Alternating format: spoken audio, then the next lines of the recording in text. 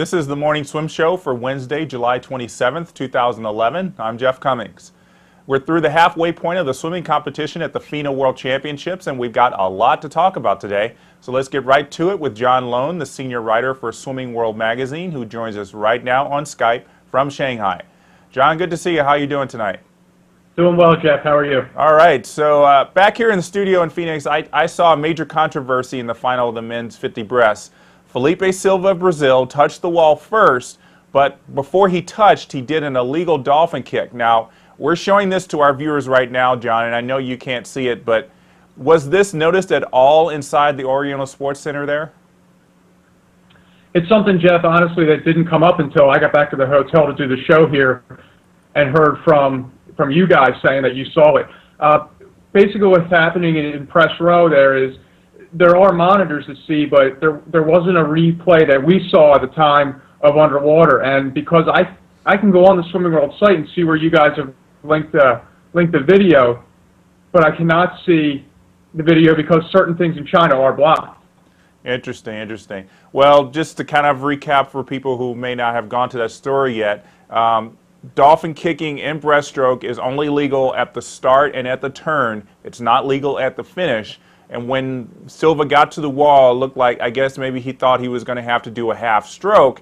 And so instead of doing a breaststroke kick, he did a dolphin kick. Now, John, as you know, this isn't the first time that underwater video footage has shown that somebody has done something illegally. We go back to Kosuke Kitajima at the 2004 Olympics, Otilia Jacek at the 2005 Worlds, where she touched with one hand at the finish of the 200 fly.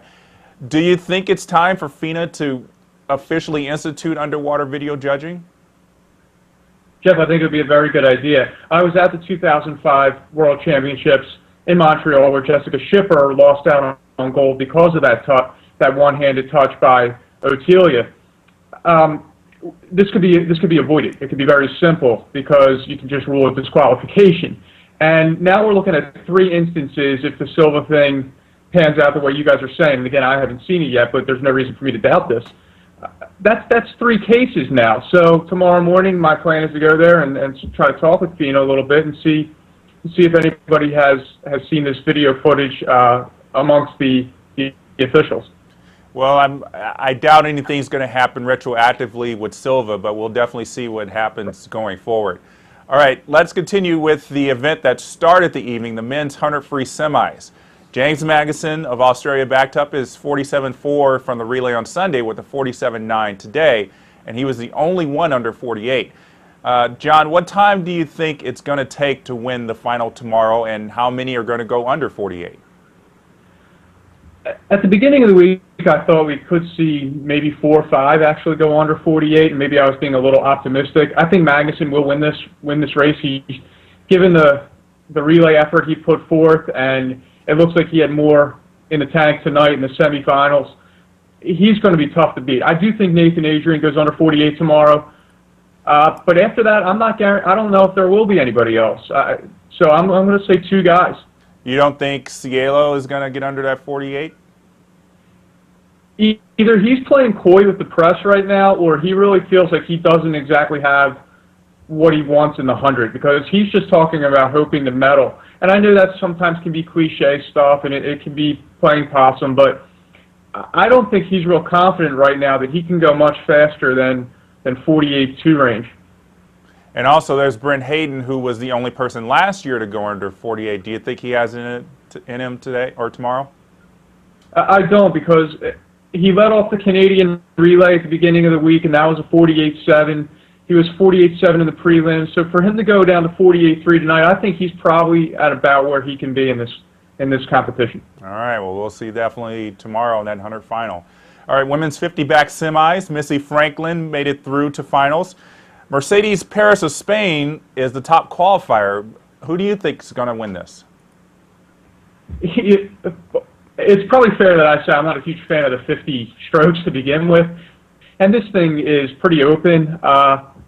Yeah, I would like to see if Missy can really come up with a big swim here. But honestly, Jeff, it's a 50-stroke race. Anything can happen. So I don't know if we can even peg a favorite. Okay, well, that makes it great for us swimming fans to see. Men's 200 fly final. My predictions yesterday for how the race would go, panned out, how it would pan out came true. Michael Phelps had a tough race on his hands from Japan's Takeshi Matsuda, who placed second. But that at the 150, I was kind of skeptical. Did you have a doubt Phelps could pull this off after Matsuda touched first after 150 meters? Yeah, because he worked that third leg so well to take the lead. Now, it was only a 500th lead, but it looked like he was in really good shape.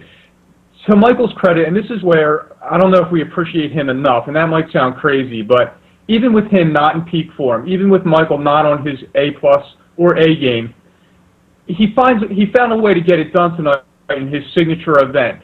Like we talked yesterday and said, how often has Michael gotten this far in a competition without a gold medal? He was going to will himself to that tonight, and that's what we saw.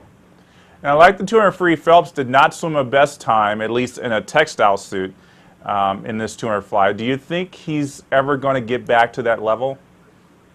I do. I firmly believe that he's going to come out of this competition and realize, hey, I have 1 year left in my career, if he follows everything that he said, being London as his farewell. And I think he's going to put in every bit of energy into going out with a bang. I think there is no way he is going to end his career without being as good as Michael Phelps can possibly be. And right now he firmly admits that he's not as good as he can be. Yeah, I think you're definitely right. He's going to go back to Baltimore, and that training, he will not take 6 months off. That training will kick up right away. All right, women's 200 free final. I really was pushing for Femke Heemskerk, and then I really felt her pain on that final 50. She got passed by 6 people, and she finished 7th. Federica Pellegrini picked up her second gold medal of the meet. What are your thoughts on that race? Give Heemskerk credit for trying to win it probably the only way she could have. But Pellegrini is such a master at managing races. She did it the other day in the 400. She bided her time today. She didn't get caught up in Heemskerk going out as quickly as she did. And then she turned it on and just ate up everybody in the latter stages of that race. She knows how to go out and take care of business, and that's what we saw. All right. Next race was your anticipated race of the day, the men's 800 freestyle. Before I tell you my thoughts on the race, I want to hear your analysis of it, John. Well, Sun Yang is an incredible talent. I think he was 347 on the last 400. Just an amazing performance. Ryan Cochran with a great swim himself for Canada. He's really established himself now as a consistent force internationally, and Pierre Lafontaine has to be thrilled with the way he's carrying a banner for Canada. Absolutely, absolutely. All right, John, we're going to take a quick break. When we come back, I want to tell you kind of what I thought of as I watched that men's 800 free race.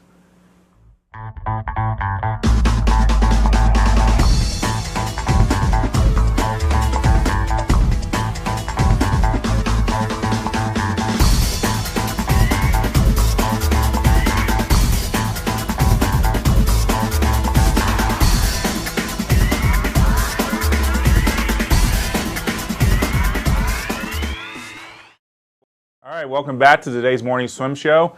We were just talking with John Lohn from Shanghai about the men's 800 freestyle final. Now, John, you told us that you were really happy about Sun Yang and anticipating what he could do in the mile, and you talked about Ryan Cochran. Now, regarding Sun Yang, I was thinking he was going to swim faster, and then as I looked at the splits and kind of, thought back on the race again, I was thinking maybe this was a warm-up for his mile. I mean, his splits were pretty much right on the world record pace for the mile. So I think he was trying to just test out the speed to see how it felt. And then the last 100, when he was like, okay, I guess I need to do what I need to do to win the race, he turned on the jets. Do you kind of agree with that? There's no mystery here that Sun Yang has long targeted the 1500 as his major race of this competition. The meeting he had with Taewon Park in the 400 free was a big deal. The 800 free today, he wanted to get that gold medal. But he wants Hackett's record. That is the longest standing world record on the books. It's the only men's standard to have survived the supersuits. To break that record in his home country, I believe you could be right on target there, Jeff, that this was him just getting ready to drop the hammer on the last day. Yeah, that 1500, I think the noise level, you're probably got to wear earplugs when you're in there because it's getting so loud. And it was loud tonight. Again, I keep saying this, great atmosphere tonight. They were so behind him. Yeah, it's great to see the Chinese standing behind their swimmers. All right, women's 200 fly semis. 2 Aussies, 2 Brits, and 2 Chinese into tomorrow's final. How do you see this one shaking out? This is one that's tough right now. It's hard to go against Lu Jigay just because she is your Olympic champion, she's your world record holder, but she's definitely not in top form. That said, because there's nobody that's separated themselves, I think you have to go with the reigning Olympic champ. Disappointing day for the Americans in this race, too. Teresa Crippen and Kathleen Hersey not getting out of either of them getting out of the semifinals. Mediocre times, too. Some work to do for the Americans in this event. Yeah. Back here in the studio, we couldn't help but make the connection in the 200 fly with Dennis Persley, who's now the national team director in Great Britain. Mm-hmm.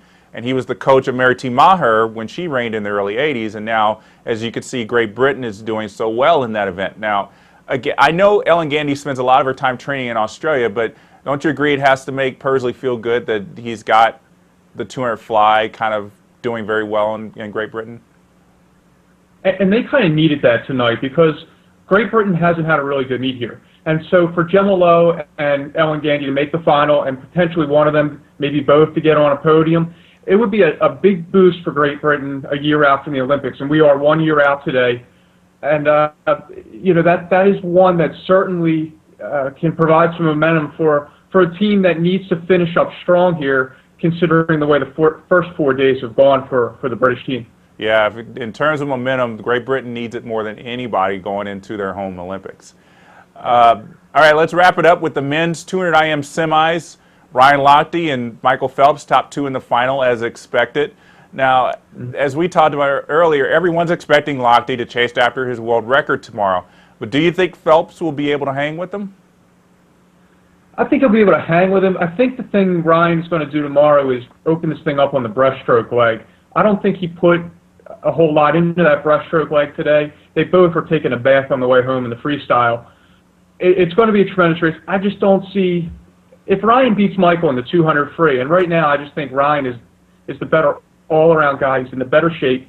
I don't see Michael beating him. The guy in this race tonight that I was really impressed with was Marcus Rogan. Tremendous swim. And it puts himself in position to medal in an event that is not his best. And I think it bodes well for him in the 200 backstroke later on, which is his best event. Now, Marcus Rogan, as you said, really good swim in the semis. Who else do you think is going to be fighting with him for the bronze? I thought after this morning that Thiago Pereira was going to really put up a big swim in the semifinals, and apparently he has gone out as hard as he can in both heats. I don't think he has much left. Laszlo Che, I can't figure out right now. Did not have a good 200 butterfly. Didn't even make it into the final. Had a good swim tonight, so he should be there. I mean, obviously he's better in the medley events than he is anything else. But so I guess those are your 3 guys: Che, Pereira, and Rogan. But I would say between Che and Rogan for the bronze medal. Well, just looking over tomorrow's races, I think that's going to be probably the one race that I'm really looking forward to seeing, obviously because we have the potential for a world record. I think second for me is going to be that final of the 100 free. I would love to see 20-year-old James Magnuson beat this really talented field and just really set himself up as a guy to beat in London. What are you looking forward to tomorrow? I'm looking forward to seeing what Nathan Adrian has in that 100 free. Magnuson obviously has established himself as the guy to beat in this race. This is Nathan Adrian's chance. He came through last year at the Pan Pacific Championships by beating Cielo, beating Hayden, and if he can maybe just ratchet one up tomorrow, this is a chance to really take his rising star, which, let's face it, he is, into another stratosphere. All right, John, thanks again for your very expert analysis. We will see you back here tomorrow. Thanks, Jeff. Take care. All right, that's our show today. Peter Bush will be back tomorrow, as will John, for analysis of Day 5 at the World Championships. We'll see you then.